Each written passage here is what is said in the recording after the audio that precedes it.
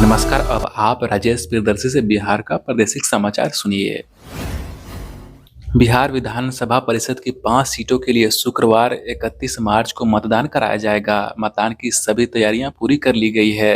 विधानसभा के परिषद की 5 सीटों के लिए कुल 48 प्रत्याशी चुनावी मैदान में हैं। सभी विधान परिषद निर्वाचन क्षेत्रों में चुनाव प्रचार का शोर बुधवार शाम 5 बजे थम गया। इसके बाद सभी उम्मीदवार शिक्षकों से व्यक्तिगत रूप से मिलकर उन्हें गोलबंद करने में जुट गए। विधान परिषद की 5 सीटों के लिए 48 प्रत्याशियों की किस्मत का फैसला शुक्रवार को बैलेट बॉक्स में बंद हो जाएगा। भारत निर्वाचन आयोग के आदेश के बाद बैलेट पेपर के माध्यम से चुनाव कराया जाएगा।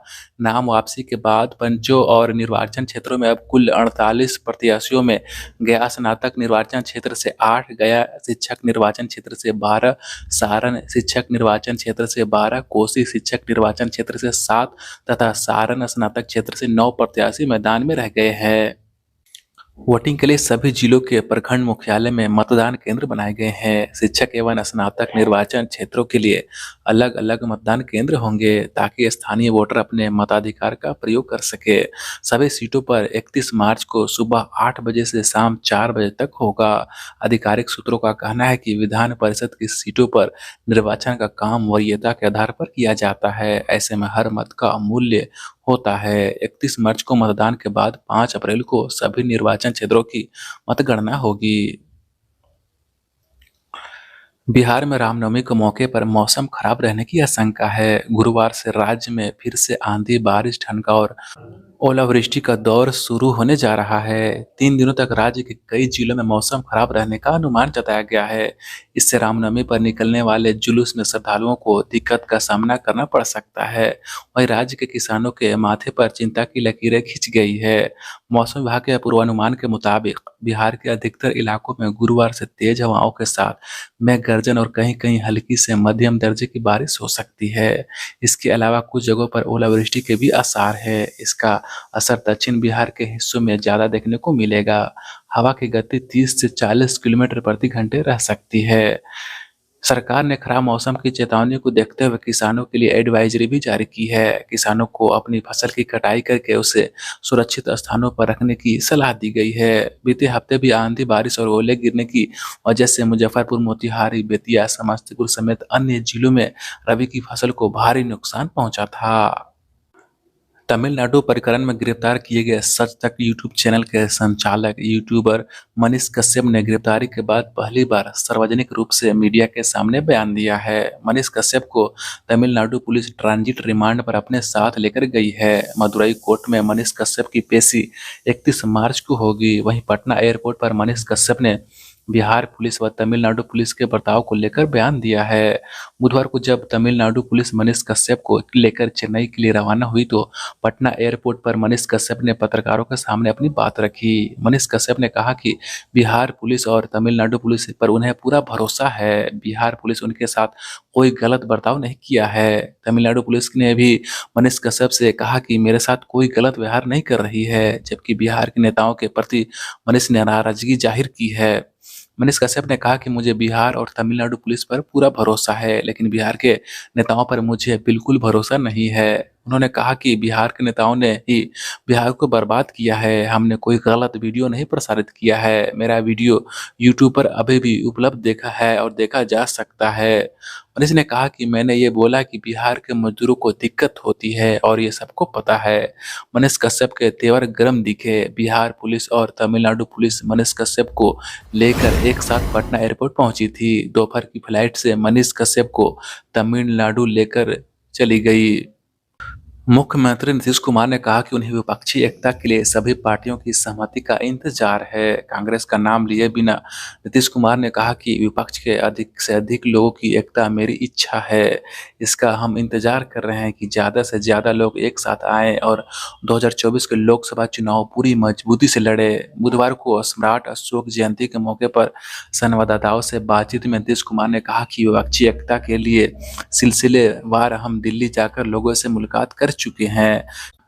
सभी लोगों की सहमति की हम प्रतीक्षा कर रहे हैं। उन्होंने कांग्रेस नेता राहुल गांधी पर गुजरात की एक अदालत के फैसले पर कोई भी टिप्पणी करने से मना कर दिया। मुख्यमंत्री ने कहा कि अदालत के फैसले को लेकर ऊपरी अदालत में जाने का सभी को अधिकार है। मुख्यमंत्री ने इस दौरान केंद्र सरकार और भाजपा पर नाम लिए बिना हमला बोला। उन्होंने कहा कि जब हम उन्हें एनडीए छोड़कर इधर महागठबंधन आ गए तो फिर से कैसे मुकदमा का दौर शुरू हो गया है। हम लोग विकास का काम करते हैं, जनहित में काम करते हैं। हम लोग जो भी बिहार में बढ़िया काम करते हैं उसकी खबर कहीं नहीं रहती है। जो हमारे खिलाफ बोलता है उसकी खबर खूब छपती है।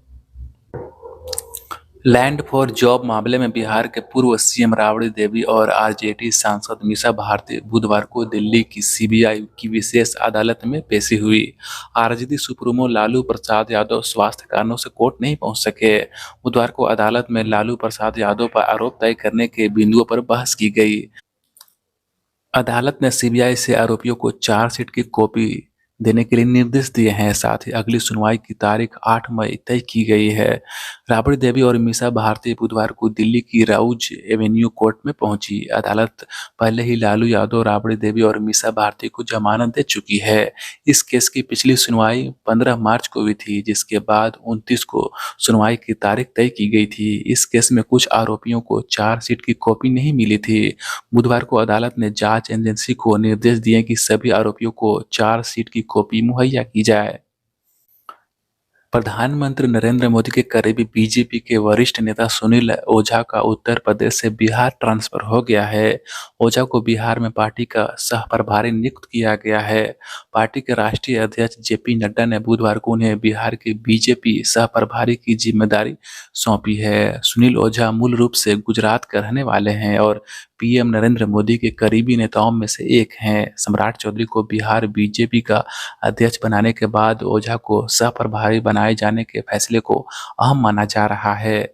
जानकारी के मुताबिक बीजेपी ने सुनील ओझा को बिहार का सह प्रभारी मनोनीत किया है। पार्टी के राष्ट्रीय अध्यक्ष जगत प्रकाश नड्डा ने ओझा का मनोनयन तत्काल प्रभाव से तय कर दिया है। अभी तक वे उत्तर प्रदेश के सह प्रभारी थे। अब वे बिहार के बीजेपी प्रभारी विनोद तावड़े के साथ मिलकर काम करेंगे। ओझा वाराणसी में पीएम नरेंद्र मोदी के संसदीय क्षेत्र का भी काम संभालते हैं। इससे पहले वे गुजरात के भावनगर से विधायक रह चुके हैं। जस्टिस के विनोद चंद्रन पटना हाईकोर्ट के मुख्य न्यायाधीश बन गए हैं। बुधवार को राज्यपाल राजेंद्र विश्वनाथ अलेरकर ने जस्टिस चंद्रन को पद और गोपनीयता की शपथ दिलाई। पटना हाईकोर्ट के मुख्य नए न्यायाधीश केरल से आए हैं। इससे पहले जस्टिस चंद्रन केरल हाईकोर्ट के सीनियर मोस्ट जज थे। सुप्रीम कोर्ट के कोलिजियम द्वारा जस्टिस चंद्रन को पटना हाईकोर्ट का मुख्य न्यायाधीश नियुक्त किया गया है। पूर्व मुख्य न्यायाधीश जस्टिस संजय करोल के प्रमोशन के बाद उन्हें पटना हाईकोर्ट का चीफ जस्टिस बनाया गया है। Justice Sanjay Karol supreme court के जज बनाए गए हैं। पिछले साल दिसंबर महीने में 3 मुख्य न्यायाधीश 2 न्यायाधीशों के नाम की सिफारिश सुप्रीम कोर्ट के न्यायाधीश पद के लिए की गई थी। पटना हाईकोर्ट के तत्कालीन चीफ जस्टिस संजय करोल भी उनमें शामिल हैं। इस वजह से पटना हाईकोर्ट के चीफ जस्टिस का पद खाली था। जस्टिस के विनोद चंद्रन 2011 के नवंबर महीने में केरल उच्च न्यायालय में जज बने थे। सुप्रीम कोर्ट कोलिजियम ने गुवाहाटी उच्च न्यायालय के चीफ जस्टिस के लिए सिफारिश की गई थी। बाद में पटना हाईकोर्ट का चीफ जस्टिस बनाया गया। 26 अप्रैल 2025 को जस्टिस चंद्रन रिटायर होंगे। इसी के साथ हिंदी न्यूज बुलेटिन का यह अंक समाप्त होता है। अब हमारे सहयोगी से सुनिए उर्दू में न्यूज बुलेटिन। रेलवे में जमीन के बदले नौकरी घपले में नई दिल्ली वाक़ खुसूसी अदालत ने मरकजी जांच ब्यूरो सीबीआई को मुलजिमीन को चार्जशीट की कॉपी देने की हिदायत दी है। सीबीआई ने सप्लीमेंट्री चार्जशीट पेश करने के लिए अदालत से 4 हफ्ते का वक्त मांगा है। मामले की अगली समाअत 8 मई को होगी। इस बीच साबिक वज़ीर आला राबड़ी देवी और रुकन पार्लियामेंट मीसा भारती मामले की समाअत के दौरान आज अदालत में मौजूद थीं, जबकि आरजेडी सदर लालू प्रसाद सेहत की बिना पर अदालत में हाजिर नहीं हो सके। पटना हाईकोर्ट के नए चीफ जस्टिस कृष्णन विनोद चंद्रन ने आज ओहदा और राजदारी का हल्फ लिया। राजभवन में मुनक्किद हल्फ बर्दारी तकरीब में गवर्नर राजेंद्र विश्वनाथ आर्लेकर ने नए चीफ जस्टिस को ओहदा और राजदारी का हल्फ दिलाया। भारतीय जनता पार्टी ने सुनील ओझा को बिहार रियासती बीजेपी का मुआविन इंचार्ज मुकर्रर किया है। पार्टी के कौमी जनरल सेक्रेटरी अरुण कुमार ने इस सिलसिले में नोटिफिकेशन जारी किया है। ये तकर्री फौरी असर से नाफिज होगी। इससे पहले सुनील ओझा उत्तर प्रदेश के मुआविन इंचार्ज थे। मरकजी हुकूमत ने कहा है कि मुल्क में घरेलू फराहमी के लिए खुराक तहफ़्फ़ुज़ यकीनी नहीं हो पाने तक गेहूं की बरामदात पर पाबंदी जारी रहेगी। Food corporation of India (FCI) के चेयरमैन और मैनेजिंग डायरेक्टर अशोक के मीणा ने नामानिगारों से बातचीत में कहा कि बेमौसम बरसात के सबब गेहूं की पैदावार मुतासिर नहीं हुई है। उन्होंने कहा कि बारिश के बाद भी इस साल कुल गेहूं पैदावार रिकॉर्ड 112 मिलियन टन रहेगी। वजारत ज़राअत के दिगर अंदाजे के मुताबिक हुकूमत ने 2023-24 फसल साल में गेहूं की पैदावार रिकॉर्ड 112.18 मिलियन टन रहने का अंदाजा लगाया है। बिहार कानून-साज काउंसिल के ग्रेजुएट और टीचर्स इंतखाबी हलकों की 5 सीटों के लिए होने वाले इंतखाब के सिलसिले में इन सीटों के लिए 48 उम्मीदवार इंतखाबी मैदान में हैं। पोलिंग 31 मार्च को सुबह 8 बजे से शुरू होगी और शाम 4 बजे तक चलेगी। वोटों की गिनती 5 अप्रैल को होगी। कानून साज केदारनाथ पांडे की मौत के सबब ज़िमनी इंतखाब कराया जा रहा है। जिन सीटों के लिए इंतखाबात हो रहे हैं उनमें गया ग्रेजुएट और टीचर्स हल्का, सारण ग्रेजुएट और टीचर्स हल्का और कोसी टीचर्स हल्का की सीट शामिल है। महकमे मौसमियात ने कहा है कि कल से 3 दिनों तक रियासत के मुख्तलिफ हिस्सों में हल्की से दरमियाना बारिश का इम्कान है। इस दौरान कई मकामात पर आंधी और ज़ालाबारी का अलर्ट जारी किया गया है।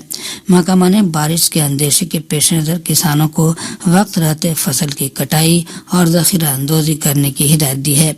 साथ ही लोगों से खराब मौसम के दौरान महफूज मकामात पर ही रहने की अपील की गई है। मुंगेर जिले के असरगंज शाहकुंड मेन रोड पर नामालूम गाड़ी और मोटरसाइकिल की टक्कर में मोटरसाइकिल सवार 2 नौजवानों की मौत हो गई। वहीं जिले के श्री कृष्ण सेतु अप्रोच रोड के पास सड़क हादसे में मोटरसाइकिल पर सवार माइनिंग इंस्पेक्टर मोहम्मद शाहनवाज की मौत हो गई।